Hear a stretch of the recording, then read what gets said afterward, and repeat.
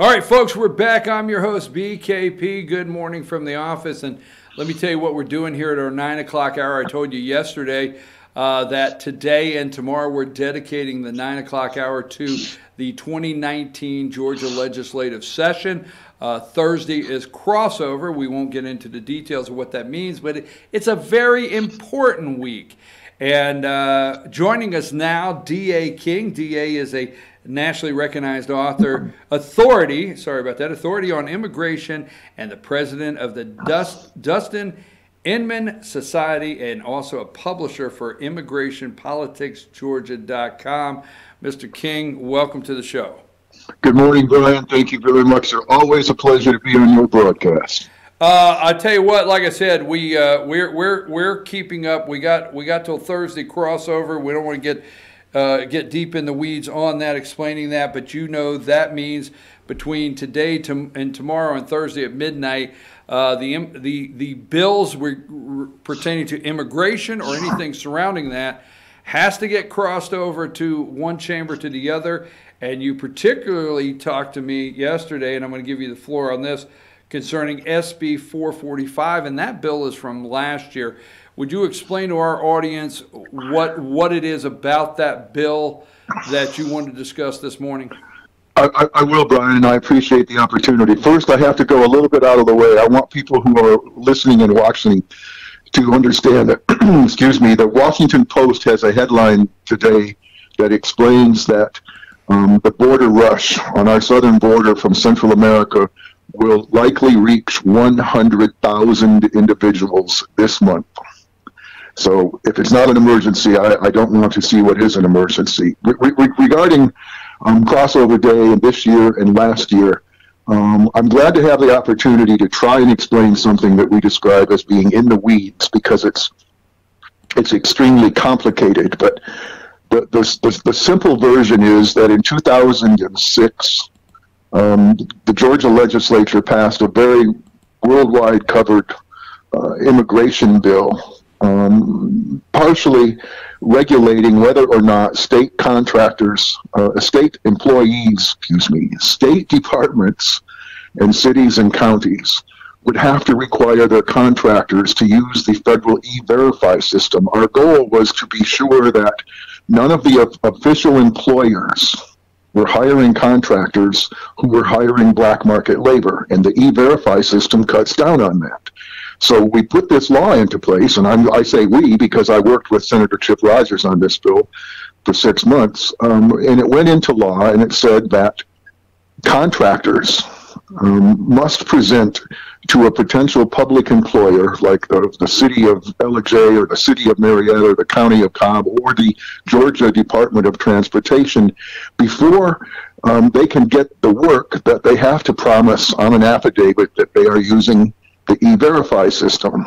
Well, what we found is that the contractors were putting their bids into these departments and bidding low because they knew they could use black market labor, illegal alien labor, and they would get approval for that bid, and then they would go get the E-Verify system. Having already lined up their illegal labor, they now have E-Verify, which only goes forward. When you hire somebody after you use E-Verify, you can't go back and use E-Verify on employees that you hired before you started using it. So we realized what was going on. In 2009, there was another law passed saying that the potential contractors, before their bid could be considered by any department or official employer, that these potential contractors would have to submit proof that they were, or a promise that they were using this E-Verify system before their bid could be considered. So it's two entirely different things, and I understand that this is dry and confusing. So probably the only people who want to pay attention and listen to this are the folks that don't want their taxpayer dollars going to pay illegal alien labor on public jobs. So right now we're in a position where most departments in the state, including cities, counties, and state departments, cannot even consider a bid from any contractor until that contractor presents a sworn affidavit under penalty of false swearing, which is a felony in this state, that yes, we're using E-Verify. We're going to require all of our employees, newly hired employees, to be verified by the federal government as eligible to work. That is all of the departments except the Georgia Department of Transportation. The Georgia Department of Transportation has an entirely different system because of a law that was passed last year in a Senate Bill 445 that was sponsored by State Senator Steve Gooch of Dahlonega and a long line of senior Senate leadership. The law that was passed in Senate Bill 445 says that you no longer, as a contractor, have to submit your proof of E-Verify before your bid is considered, but only before the contract is awarded, which is two completely different things. So I have sent you some audio from the hearing last year in which Senator Gooch presented his bill. And in this bill, it's Section 3 that does what I'm trying to talk about. And maybe Senator Gooch from last year can explain it a little more clearly, but I hope we get an opportunity to hear that. Josh, let's run that. DA did send us a clip that he wanted to run. Let's go ahead and run that clip, and then we'll come back to you, Mr. King. You good with that, Josh? Section 3, lines 54 and 55 makes clear that the deadline for a bidder to supply their signed notarized E-Verify affidavit is prior to contract award as opposed to the bid submission.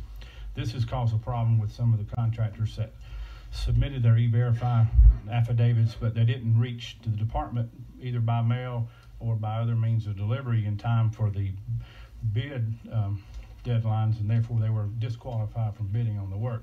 Now it simply requires them to submit those E-Verifies prior to the contracts being awarded. Section 4 was... Okay, explain to us, DA, what that clip is about with State Senator Steve Gooch and what we just listened to there.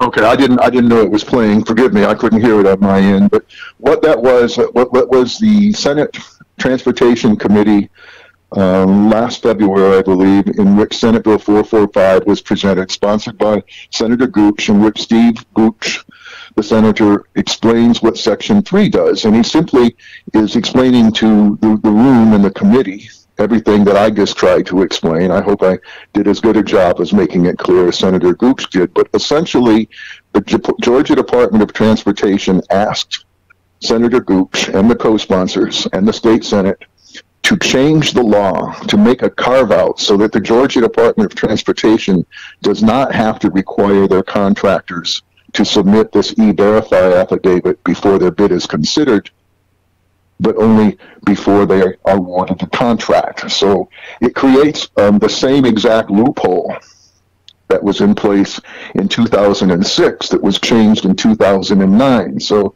I've always gotten along very, very well with Senator Gooch, and quite frankly, I like him. He's very friendly. But Steve Gooch, on this particular topic, last year when I found out about this last May, I called Senator Gooch and explained to him what was up, and he was profuse in his apology that it wasn't on purpose. It wasn't intentional, DA. It wasn't intentional. I said, okay, fine.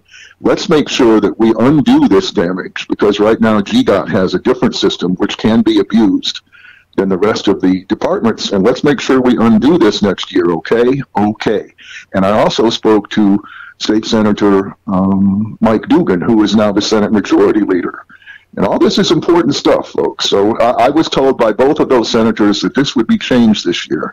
Now, this year, Senator Gooch does not return my phone calls. And I do happen to bump into him in the hallway the other day. He assured me that the commissioner, the Georgia Department of Transportation, says nothing has changed. So now we're in a position where Senator Gooch has introduced a bill, changed the law, and now we're being told that the law has not changed. This is unacceptable, and most people who take just a few minutes to look into this will understand the obfuscation, and that's the nicest word I can use that's going on. So if you hear the DA has it all wrong, I beg you to play the recording that you just played of Steve Gooch if you have Senator Gooch on anytime in the near future. Well, let me ask you this. And let me get this correct for, sometimes I think if I can understand it, I know the viewers can because I'm not that sharp. So let me see if I got this. So in my past life, I did a lot of contracting. And when you put out a bid for something, a major section of road or whatever it may be, you have the general contractor that gets awarded the bid, and then he or she uses a number of subcontractors for different things. It's understandable. But as a subcontractor that I used to bid to these companies, they would send me a bid package, and I would know all the details in the big package that I had to provide if I wanted to be considered for the sub on that project in the area of work I performed. So what you're saying is when these bids go out, and the major companies, and I won't mention some of the big companies that do DOT projects, when they sub it out and they put it out for their subs that needs to be part of their contractor package to send back, is that we don't even accept your contractor package or your subcontract package to vote to, because what they do is they take all those bids, they mirror them together, and then the big contractor puts the bid in with the state. So what you're saying is you want to make sure that big contractor puts the bid in the state, guarantees everybody they're subbing to has met that requirement of E-Verify as part of their subcontractor package. Am I anywhere close? Yes, sir, and you're very close. That is part of the law. But the law has been changed now, so that the law originally said, again, and I'm going to repeat this because I know it's hard to grasp. Originally, the law said that a contractor had to swear to use of E-Verify before the contract was awarded. Now it says, or what it says for most departments is that the bid may not be considered until the E-Verify affidavit is included. So you can't even consider a contract until the contractor says, I'm using E-Verify. Senator Steve Gooch's bill changed that for GDOT, at GDOT's request. So if anybody tells you that GDOT does not have a different and special system for accepting bids on their massive contracting system that is different from every other department under the law in Georgia, they are telling you something that is false. Now, there's one more thing. I wrote a very long column on this for Insider Advantage Georgia, and I hope it's not too late for you to consider publishing this on your website to help people catch up, but it's very informative. In my column, I cited 6 different examples of CBS Atlanta, Channel 46, in 2010, going after GDOT on an investigation illustrating the multiple times that the Georgia Department of Transportation had ignored the law as it was before Senator Gooch changed it. The headline on one, GDOT is breaking state's immigration law in violation, may make it easier for contractors to hire illegal immigrants. The other headline, CBS Atlanta asks if GDOT contractor is hiring illegal workers. GDOT didn't know the illegal immigrant labor law, and it goes on and on. My point is that the Georgia Department of Transportation was in violation of the law before. Now they have found legislators who would change the law so that they now don't have to be in compliance with the law as it was. And one more time, the Georgia Department of Transportation is the only department, unless they passed a law I don't know about, that has this special requirement, or special allowance. They do not anymore have the requirement to accept, to require a E-Verify promise before a contractor's bid is considered. Now, the Georgia Department of Transportation is telling the legislators, who know very little about this, by the way, they're telling the legislators that don't worry, we changed the law, but nothing has changed in our bidding system. Now, if that were true, why in the world would they change the law? We changed the law so you can drive 100 miles an hour on the expressway, but, we're only driving 50 still. So it's a situation that requires, and I think is warranted, some further investigation. And as hard as it is for the normal Joe to understand it, I think my column makes it fairly easy. And I want everybody to know before I stop talking Senator Gooch is told me he knows it's wrong, and he told me, well, DA, it was not intentional. So he has recognized to me in private, when I can find him, that this is a mistake. Senator Dugan has told me that he would get legislation together to correct, his word, the mistake.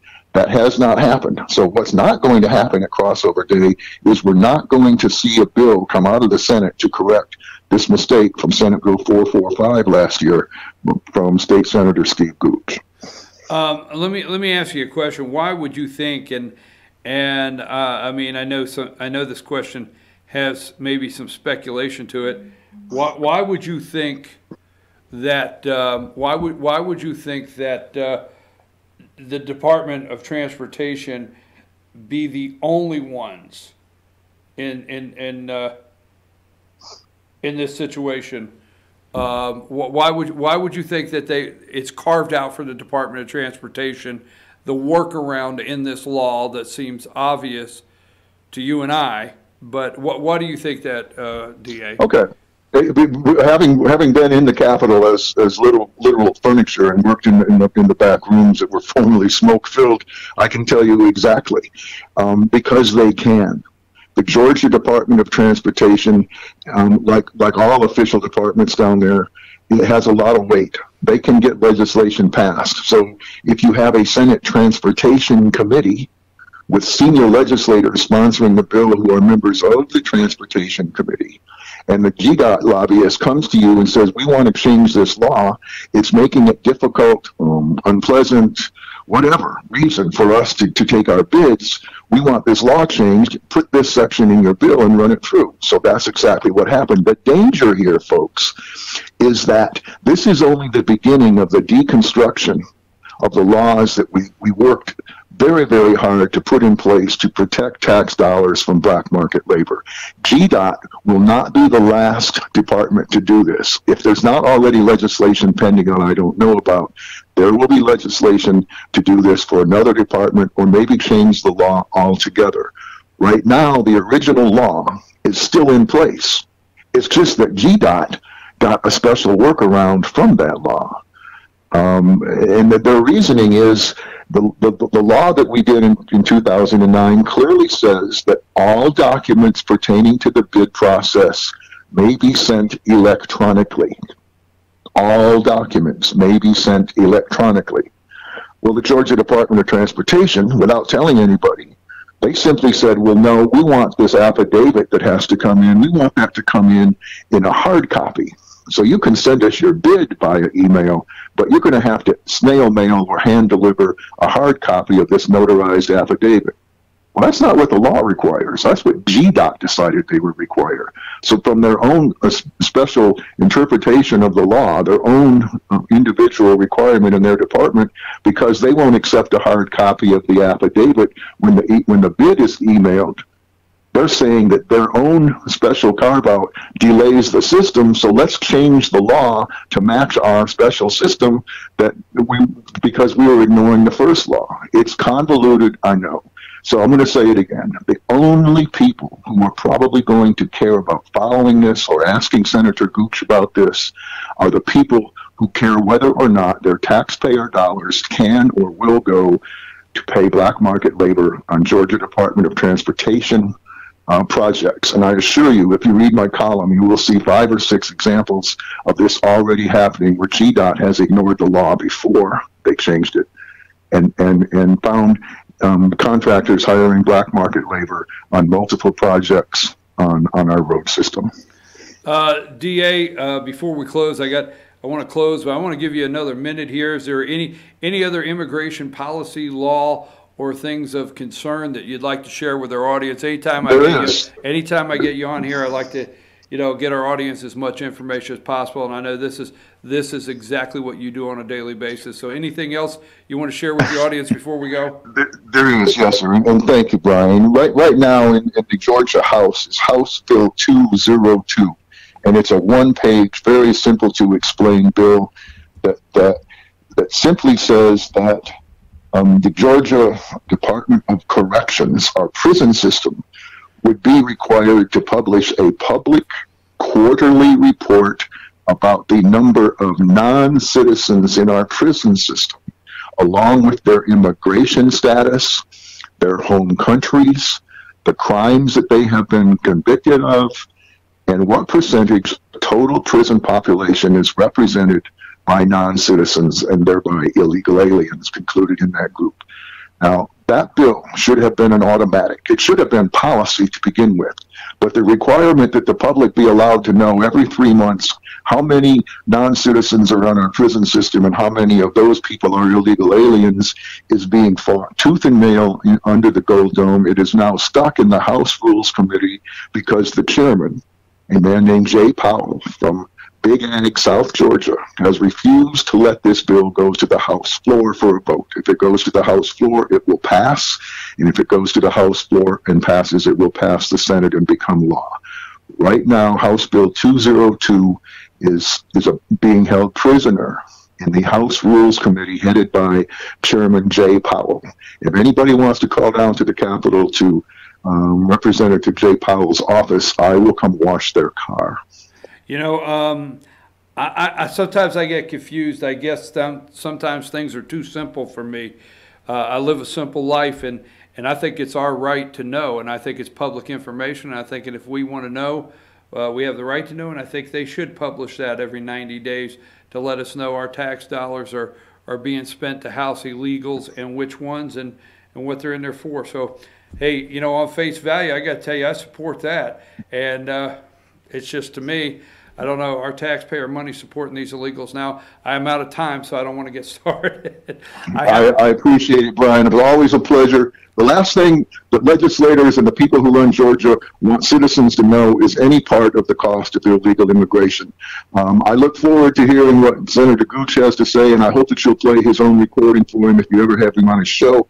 And I'm grateful for your time. Thank you, sir. Thank you, sir. And we got to go, folks. But again, D.A. King, nationally recognized authority on immigration, president of the Dustin Inman Society, and also publisher at immigrationpoliticsgeorgia.com. We're going to take a brief break, and we'll be right back. And our next guest will actually be State Senator Steve Gooch, and give him an opportunity to answer this first segment. Take us a break.